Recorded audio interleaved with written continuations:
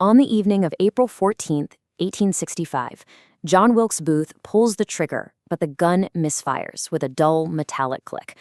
Just imagine that for a second.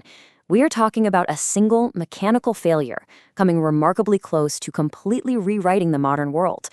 Inside that dimly lit box at Ford's Theater, the air is thick with post-war relief, right?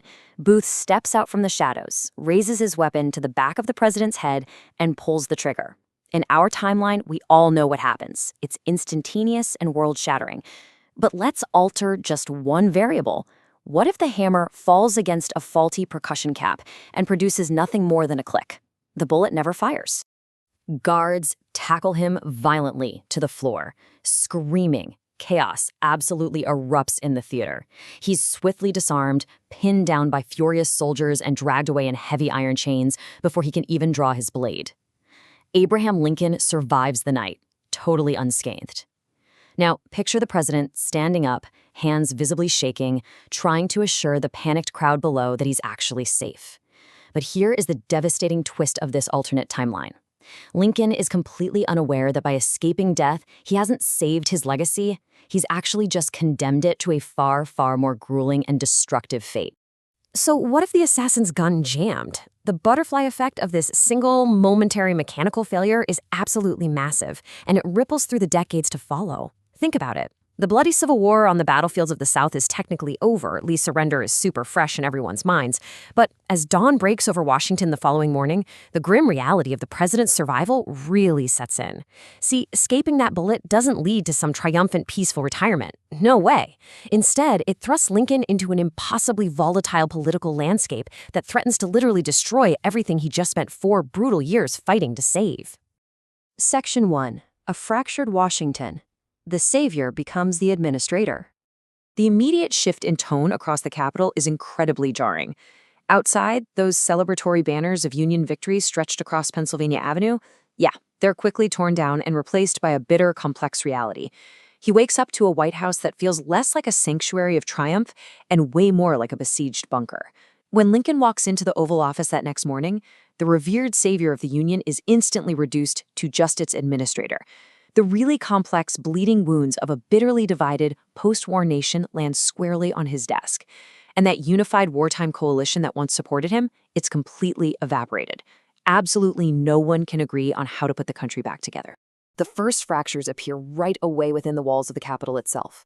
Just imagine Lincoln standing before a joint session of Congress, pleading for a gentle, forgiving Reconstruction to heal the nation. Well, the radical Republicans openly jeer his calls for peace. Furious lawmakers literally slam their fists onto wooden desks, screaming treason at his mercy. They demand the total, absolute destruction and disenfranchisement of the Southern political class that started the war. Outside, angry mobs are gathering in northern cities, burning effigies of the president because they claim he's way too soft on rebels. This relentless escalation pushes the surviving president right to the brink of a historic impeachment. And crazy enough, it's orchestrated by the very party that elected him. Section 2. Bypassing Congress. Forceful intervention. This explosive political warfare in Washington directly dictates the survival of millions of newly freed citizens in the South. With the political system entirely paralyzed by furious opponents who flat out refuse to pass his Reconstruction bills, Lincoln is totally backed into a corner. So what does he do? He bypasses Congress entirely, leaning heavily on his wartime powers as commander-in-chief. He launches this radical, unprecedented experiment in executive power to maintain order. He deploys federal troops, marching them into southern town squares with bayonets glinting under the sun to strictly enforce federal law. Union officers physically confront the early Ku Klux Klan, dragging insurgent leaders away in handcuffs before they can even establish a foothold in the Reconstruction era. Okay, quick timeout.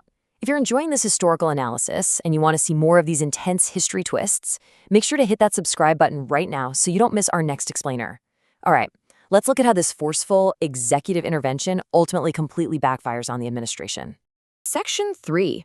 The Radical Colonization Plan, a hidden alternative.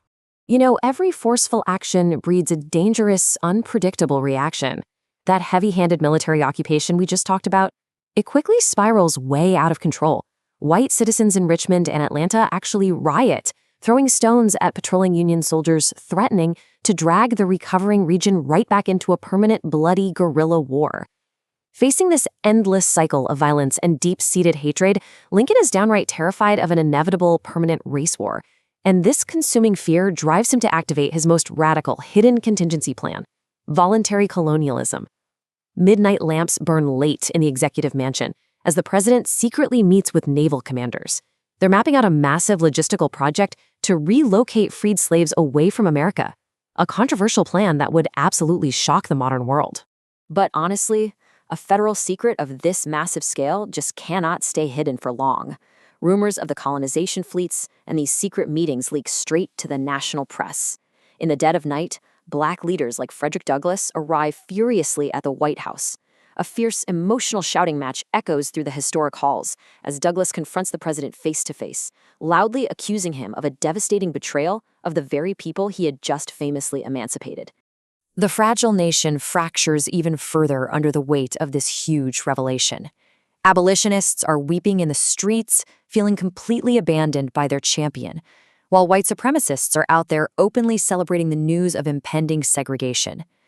I want you to picture the sheer, terrifying scale of the proposed operation here. Massive federal transport fleets, funded by millions of taxpayer dollars, just waiting ominously at the Atlantic docks. They are fully stocked and preparing to carry hundreds of thousands of newly freed slaves across the ocean, away from the nation their forced labor literally built, supposedly to prevent a war that was already tearing the country's social fabric apart anyway. Section 4. A Broken Legacy: The Unforgiving Reality of Peace. So the great emancipator finds himself in this tragic, wild paradox, attempting to separate the races just to prevent total annihilation. By the time 1869 finally arrives, his political transformation is complete. He is not the triumphant, universally beloved hero and martyr of our history books. Instead, picture him finally leaving Washington. He's stepping onto a train back to Illinois, a broken, physically exhausted, and deeply isolated old man, watching the smoke of a volatile, resentful country fade into the distance. Vilified by the North for being too lenient, hated by the South as an oppressive tyrant, and abandoned by abolitionists for his ultimate betrayal.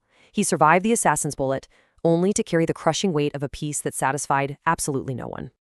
Ultimately, a leader's sudden death is often the only shield that protects their immortality from the unforgiving reality of navigating peace. Without martyrdom, the savior is forced to become the politician. So, what do you think? Would Lincoln have actually been impeached by his own party? Is sudden death the only true shield for a president's long-term legacy? Comment your theory down below, hit that like button if this explainer made you think, and I'll catch you in the next one.